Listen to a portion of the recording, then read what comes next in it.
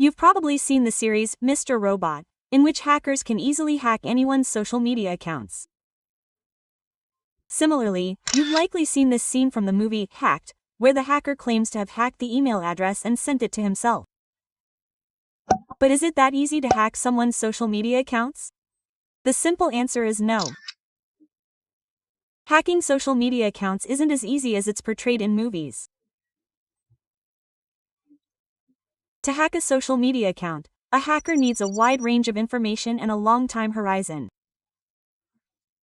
Only then can they hack any social media account. But along with that, you also need to know some tips and tricks that can help you take control of any social media account without a laptop or smartphone. So, welcome back to this video. In this video, we'll discuss the topic of social media hacking.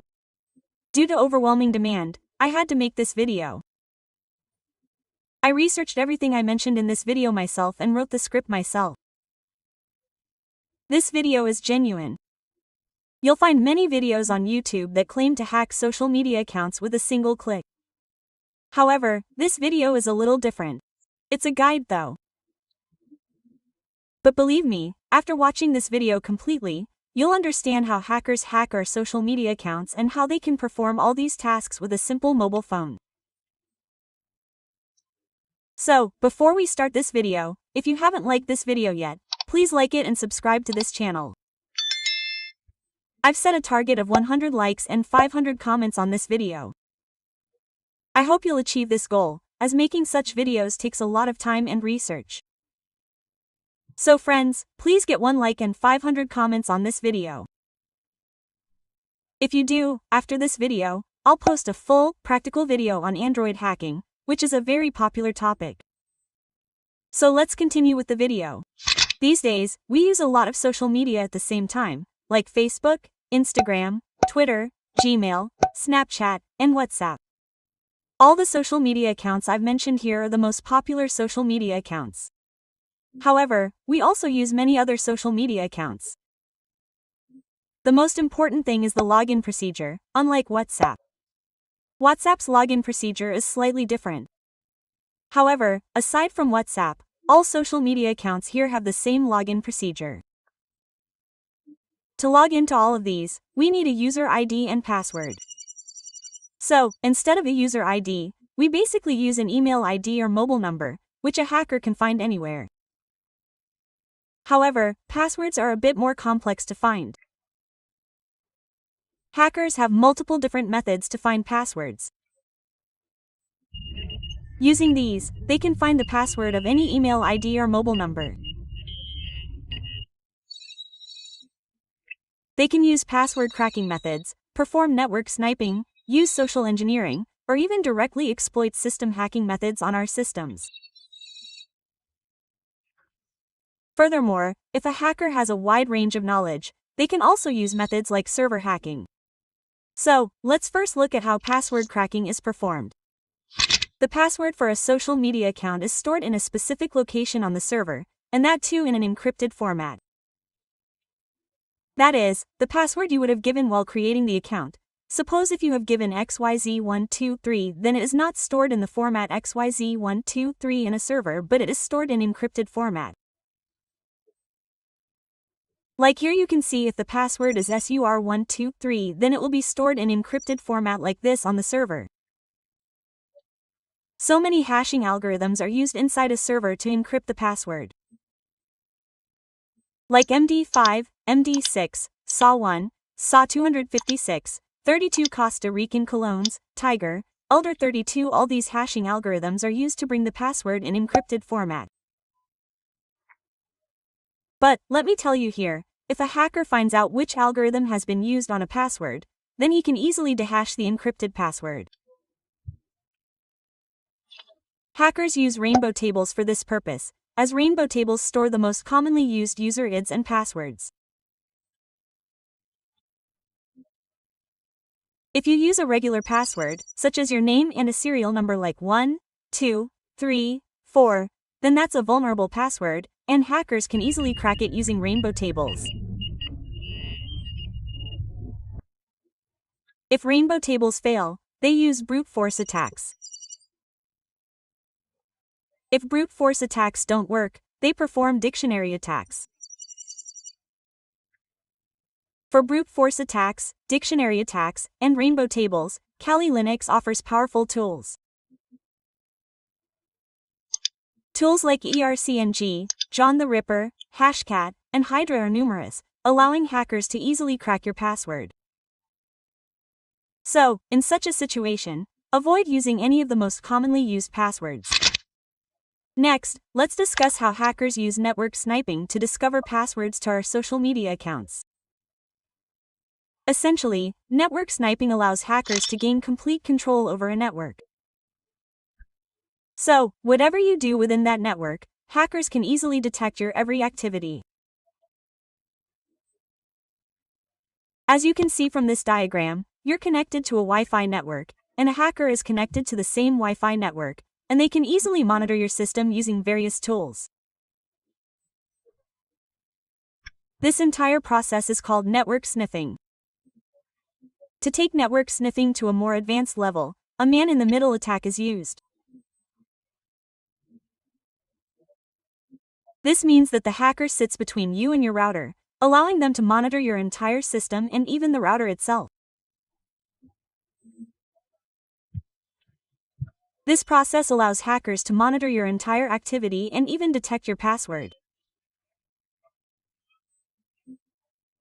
There are numerous tools available on the internet for performing man-in-the-middle attacks, such as Bobs, Nmap, and many other similar tools.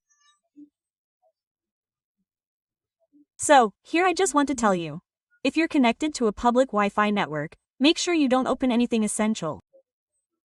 Don't type any essential keywords.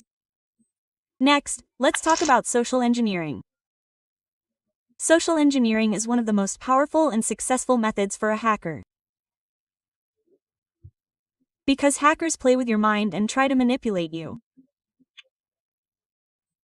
You may have heard at some point that you receive a call from a bank, asking for an OTP for KYC verification. This process is called social engineering. This call and OTP request is a very old technique.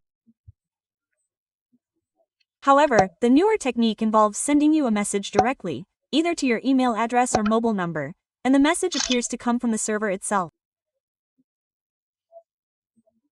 They create a phishing page, create a phishing email address, and create a phishing mobile number, then send you a message directly.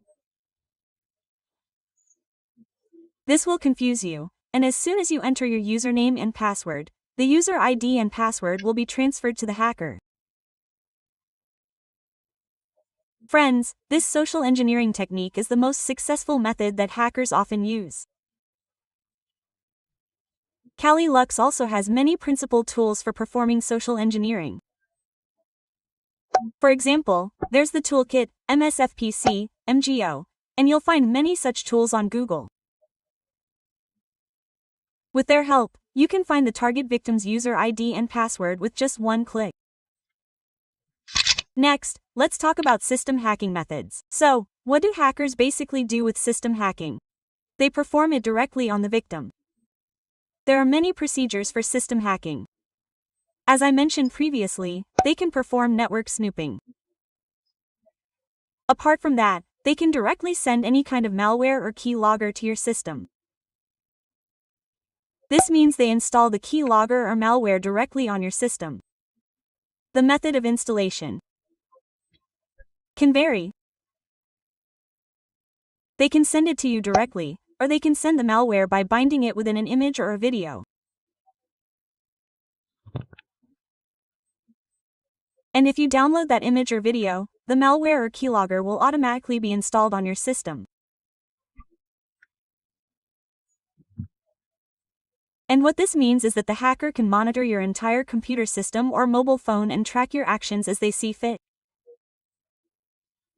They can find out that data. So, if you receive a photo or video from an unauthorized person, it's best not to download it. This malware creation process, virus creation process, or keylogger creation process, requires a programming language. You can use C, Python, C++, JavaScript, PHP, or Ruby. Knowledge of several programming languages is essential. Only then will you be able to effectively create a keylogger or malware. Or you can also use the internet. You'll also find already created malware or keyloggers there, allowing you to perform this method. So, let's discuss how hackers perform hacking on a server. In this method, hackers directly attack a server. So, performing an attack on a single server is a significant task.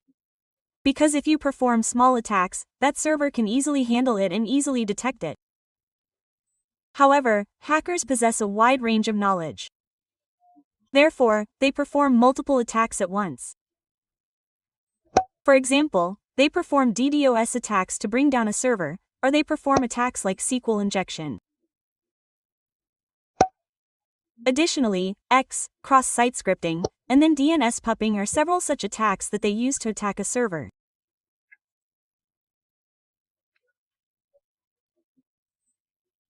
So, once they gain control of the server, they have complete control over it and will be able to access all the user IDs and passwords on the server, taking control of the entire website.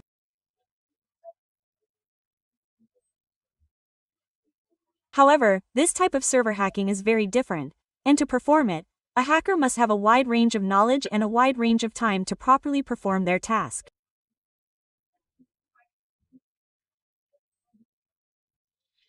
Hackers use all these methods to hack anyone's social media account. So, I've provided a guide to each method here, which will help you understand how hackers hack a social media account. Well, hackers use all these methods to hack our social media accounts. So, I hope you understand how social media accounts are hacked. So, see you again, friends, in another video.